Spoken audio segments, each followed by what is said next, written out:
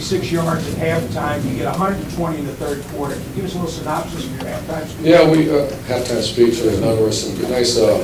Our goal was to get in the second level somehow, and they were doing a very good job. Whenever you had a month or whatever it was, 3 weeks to defend or prepare, Penn State did a heck of a job. They made some adjustments on their defense. They did some stuff they haven't shown, but we knew when they would do that. And then Coach Adazio did a heck of a job, and Jordan Reed's a hell of a player. Jordan Reed did a great job moving that offense. We did up tempo. I think they were wore out a little bit because we kept possession time. I haven't seen that yet, but I think possession time was substantial for the Gators in that second half, and you would see them start to give a little bit. So, and our defense was hanging in their whole game. We were awful in the first half on offense, but we came back with special teams, and the second half our offense played really good. I'm sorry. Oh, that's Ahmad Black, though. I knew he wasn't out. He missed one punt formation. We almost got a block, so I was really angry with him. I was going to cut him out of the will. But he's backhanded, so all right. My gosh. Jeremy Brown went down. At one point, Cody Riggs went down. We were playing with Jalen Watkins and Moses Jenkins, I believe, at corner. Is that correct? And I was even looking at some of our receivers thinking we were going to have to stick one of those guys in there. Matt Elam went down with a hamstring, and we had to move a guy that hadn't got reps all year at strong safety, so we were a mess there for a little bit, but they hung in there. And Coach Eder and Coach Austin did a great job hanging in there. And when Ahmad Black came back, we were fine. Urban, what will decide if and when you coach again? Oh, I'm not worried about that. Probably that gal over there to the left of me. I just love college football and I want to be around it. Have you come at full peace with this, or what do you think this will all hit? I'm at full peace because I saw a bunch of smiles in that locker room.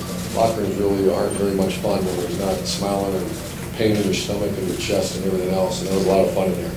A lot of fun. It was great to give the game ball to Ian. It was also great to see the smiles on the seniors as they walk out. That group of seniors, I know this year was not a good year. However, those guys will leave here as one of the best group of seniors ever played for.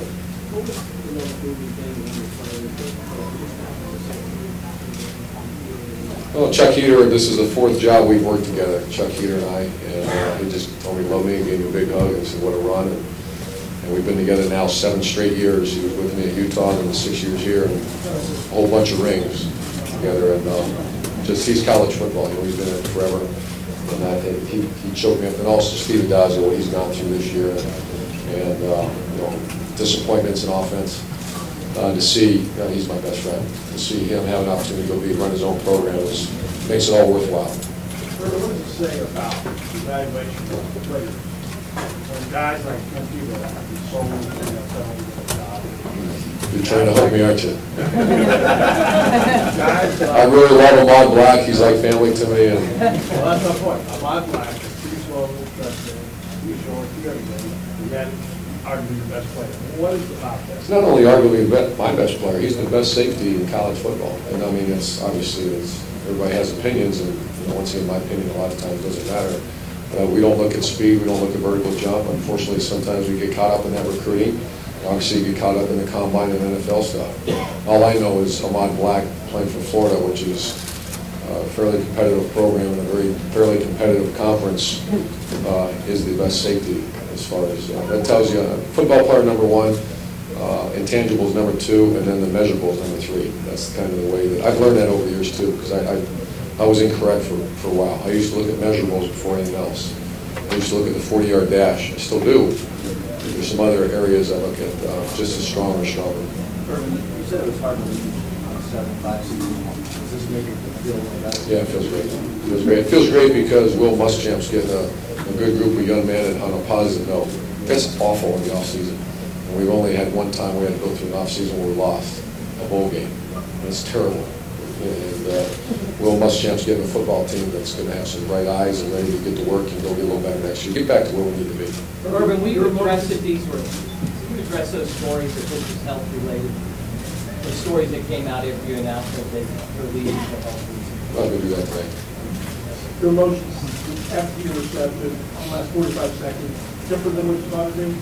Yeah, I was going to hit him right square in the mouth if he got a 15-yard penalty for holding that ball up as he ran. Was that a freshman year you got the penalty or sophomore? The sophomore year you got a celebration penalty. Did you do the Lakeland sign or something? He did the Lakeland sign, and I made it real clear he would never take another snap at Florida if you got a penalty. And he said as he was crossing the line, he was going to spike the ball and throw it in the stands, but he remembered what I said 4 years ago. So that's good discipline right there, Bob. Coach, talk about the punt block. That had to be something you saw with Phil. Yeah, we used to be known to do that around here. It used to be kind of our signature. And Solomon Pat is going to be a great player. I mean, that kid came right off the edge and edged it exactly like T.J. Turkin and those guys put it in, and that was awesome. That changed the game for us. Because we were sputtering around. One more question. One side. One more question. One side on the purpose to get them to move over. Well, there's a man side, his own side. We actually overloaded the other side. The other side. So we draw the shield. They have the three big guys in the back. So that's the man's side. We overloaded. They squeezed down, and then the guy at the edge got it. You sound like a coach. I just want to make sure I was right. You got it, coach.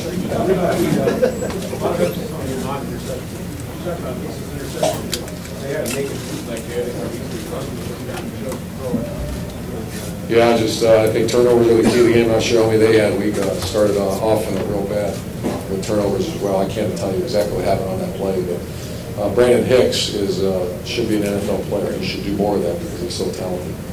I'm not going to take a shot at Brenden Hicks because I love Brenden, but that was a great play at the perfect time. Thank you, Coach. Thank you, guys. We're going to bring up Ahmad Black now. We also have